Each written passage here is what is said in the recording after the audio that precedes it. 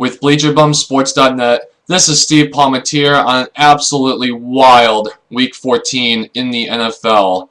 I can just give you some of the recap of highlights and stories from this week, so here it goes. Starting off, of course, the undefeated Green Bay Packers continue their undefeated success, crushing the Oakland Raiders 46-14, giving them out a 13-0 season, the best start already in franchise history. It just continues to go on with what Aaron Rodgers and company have been doing this season. It's remarkable. It will be interesting to see if they ever lose again, it feels like, in some ways.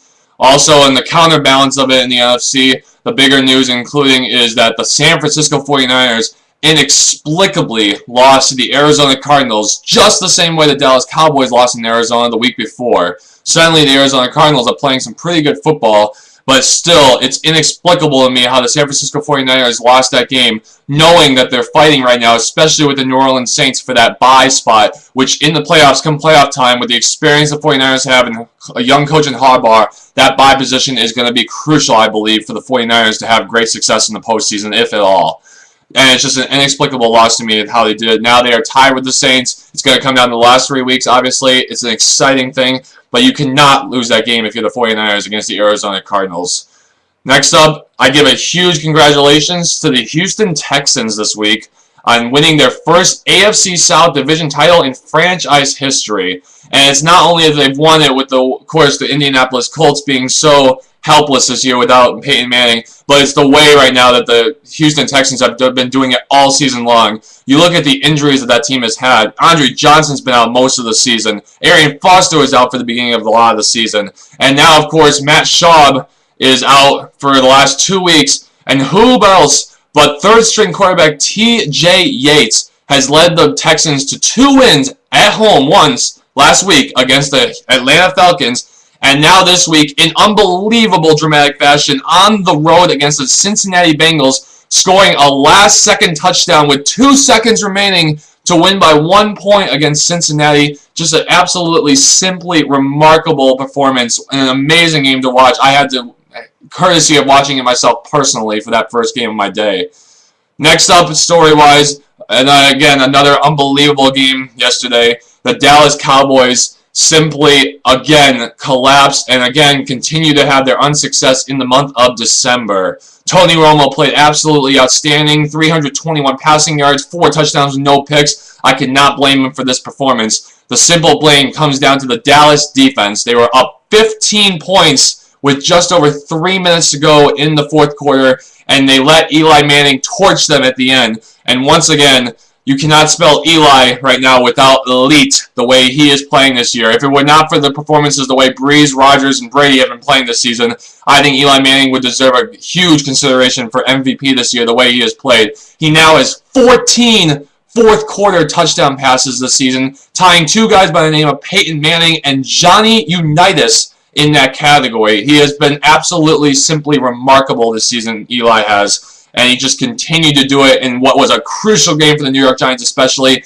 If they had lost that game, they would be 2 back at Dallas, very likely out of the postseason, because it looks like right now, the way the wild cards are shaping up, that only one NFC East team is going to make the playoffs. So, and now the Giants are in the driver's seat with the tiebreak over the Cowboys. They have the Cowboys, of course, the last week of the season now at home, which is going to obviously very well come down to what the division looks like it'll happen. But the Giants have put themselves now in a great spot. And Dallas, after these 2 losses with Arizona last week and this week, simply are done. And the other thing about that game, too, that's just so unbelievable to me, is the way the criticism all week about the Arizona game was, of course, the whole thing about Jason Garrett calling the timeout with the field goal made by Bailey, and then, of course, he missed it before overtime, which then eventually they lost overtime the week before.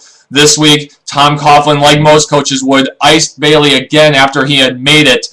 And then, of course, the Giants blocked the field goal to not let it go into overtime, where they eventually, of course, win the game. It was literally about a 47-yard field goal both times. I felt like I was watching deja vu for the Cowboys. I've never seen anything like it back-to-back weeks. And it was just simply, with everything in state, like I just said, it was a remarkable game to watch. But, however, the number one story, of course, from Week 14 has to be Mr. Tim Tebow, who has taken America, and including myself, by a complete storm this season. He is now 7-1 as a quarterback. I repeat, 7-1. There is one quarterback right now in the NFL who is better than that. And it would be a guy by the name, I believe, of Aaron Rodgers, who I believe is having an undefeated season, which is pretty good himself. But what Tebow has done has been just simply remarkable. I never thought in the first place a game between the Miami Dolphins and the Denver Broncos, at the time that both teams were playing, they had a combined one win at that time. I never thought that that would be the biggest game-changing game, in my opinion, in the NFL this season. Because obviously, when Tebow came in and led the 15-point fourth-quarter comeback against the Dolphins to eventually a game-winning field goal by Matt Prater in overtime, that started the whole Tebow train wagon. Then, of course, the next week, he got blown out by the Detroit Lions, and a lot of skeptics really criticized him, including myself. However, though, he has now won 6 straight games, and it's not even the fact that he's won 6 straight games, it's the way it has happened that has been absolutely simply, I've never seen anything like it in the history of me watching sports. He has had 5 of those games with fourth-quarter comebacks. I don't even know what quarterback can say that. In a stretch of this size, I cannot say what quarterback can say that. He is proving Elway wrong, and he almost is becoming better than Elway in the fourth quarter. Obviously, Elway's postseason success, I'm not going to put him in that category. But what he is doing is simply remarkable. I just go game by game, though. The Raiders game, he won it handily. It was an amazing performance. The Chiefs game, he completed 2 passes and won 10-3, including the 1 pass of 50 yards to Eric Decker for the touchdown. So again, Chiefs are very not a good team right now, but Denver deserves that win. The games for me, though, that are just unbelievable to me. First of all, the Jets game is the game that really changed a lot of people about Tebow. That Jets defense was playing as good as any defense, in my opinion, in the NFL. He goes 95 yards on them in the fourth quarter late drive. Of course, the winning 20-yard rushing touchdown off the blitz by the Jets. Just an unbelievable play. Crowd going nuts at home. That was the first game where I was like, wow, Tebow, something special is happening here. And then, of course, you go to the Vikings game, for instance. Last week, the Vikings defense is just getting shattered by Tebow. But the Broncos defense, which everybody was defending against Tebow, got shattered by Christian Ponder in the Vikings. And then it's unbelievable to me, Tebow not only does a touchdown, he does a 2-point conversion against the Vikings late in the game. And again, just an unbelievable performance by Tim Tebow. But again, it's like there's a round with Tim Tebow that I've never seen with anybody else. Because all Ponder has to do, it's a tie game with a minute to go, all he would have to do is knee it for overtime. The first play, he throws an interception, which eventually, of course, sets up the chip shot field goal for Matt Prater. And that's just not it. We go to the Chargers game. They won in San Diego. That win was looking more impressive now because the Chargers have suddenly won 2 in a row. They were struggling big time after that game, though, at the time. But regardless, Chargers kicker Nick Novak has an opportunity from 50 yards away at home to win the game, and he misses it. And Matt Prater eventually comes back the next drive and wins the game again in overtime.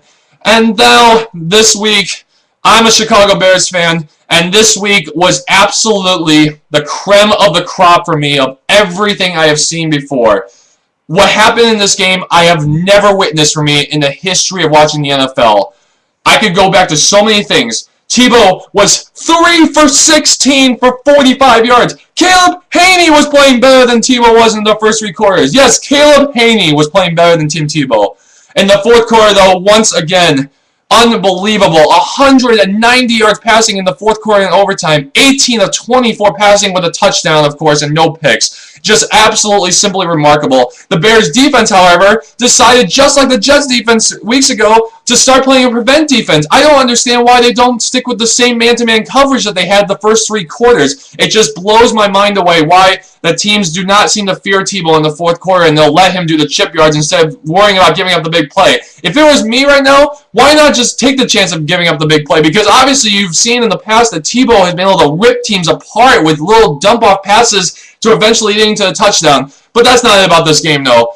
When he scored the touchdown, I was worried. I was like, oh, great, here we go again. You could just feel the magic building. But I knew with 2:08 left in the game, they had to recover the onside kick because they had no timeouts remaining. What do? The Bears recover the onside kick. I'm like, okay, it is over. They have the 2-minute warning, and that's the only timeout. All the Bears have to do literally is knee the ball. And what happens after the 2-minute warning? Marion Barber inexplicably goes out of bounds to stop the clock. And again, then he gets stuffed on third down, and Tebow gets 45 seconds. If it were not for that play, it would have been less than 10 seconds he would have had the ball. Impossible to do a field goal, which he would have needed at the time. And even granted, 45 seconds, I wasn't sure he was going to be able to get in field goal range by 20. And what happens? He does a big play to the right side because we play such coverage defense, once again, I was saying, that he does a 25-yard pass to, I don't remember who, Demarius Moore it was. And again, though, Bears do a pretty good job. They shut them down, back them up all the way to the 42-yard line of the Bears with no time remaining, basically. So you're talking about a 59-yard field goal. Most defenses, that would have been fine with them. They would have done enough of the job with the time remaining that range is just too much to handle. But what happens? Again, it's divine intervention. Matt Prater decides to have the greatest leg in the history of the NFL and makes it to tie it for overtime. And then it's not done yet. Then the Bears receive the toss. They drive down the field. Marion Barber is already to go because he goes out of bounds. Then he makes a spectacular catch going on a fly route out from the backfield of a running back. And then what happens? The very next play, they're getting into long field range, roughly 55 yards, and Marion Barber looks like he's about to explode. He comes out of the line. It looks like he might even go for a touchdown, and they grab the ball from behind and strip him. And then Tebow leads the game down to the other side, and Prater hits a 51-yard field goal to win the game. I have never in my life seen so many things happen in the final 2 minutes of a game. It blows my mind. It is absolutely inexplicable. I give Tebow all the credit. He has been one of the greatest comeback guys I've ever witnessed in the history of sports. But what is going on right now with Tebow and the Broncos is beyond me. It's divine intervention. I think Tebow's religion is literally shitting on him, and it feels like God is wanting other teams to do bad. And it really makes this next week game interesting with the New England Patriots. I picked the Patriots to win this game all season long, and it's hard for me to know how I continue to do so. Brady, in my opinion, is the best quarterback still in the NFL over Rodgers. Whatever you guys want to say about Aaron Rodgers, I love him, but Brady, if I had one guy to give me the ball right now, I would take Tom Brady still hands down. And the funny thing is right now, it's hard to argue how you wouldn't say Tebow right now with 2 minutes ago. Who would you want the ball with the most? And again, it just, with Denver being at home against the Patriots, it would just living up the legend again. Could he actually beat the New England Patriots, which easily are the best team he's faced yet? Bears were the best defense probably he's faced yet, over the Jets even, and he beat them. And so with the way the Patriots defense has looked recently, especially against the Washington Redskins yesterday in a tough affair, giving up 460 yards of total offense, it's hard to imagine how Tebow can have at least a decent day against that defense. And you wonder if that Denver defense is going to be able to shut down Brady in that offense enough to give Tebow perhaps a chance late in the game to be able to pick apart that Patriots defense and do what he's been doing all season long.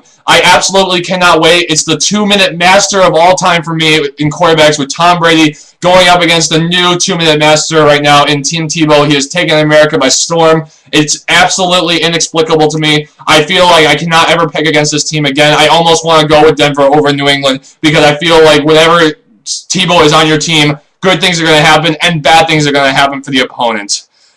Until then, though, I'm Steve Palmatier with BleacherBumSports.net and a wild Week 14. I want to hear your comments about what you thought of it as well. And I cannot wait not only for that New England-Denver game next week, but in general, Week 15 of the NFL next week to come. Until then, take care.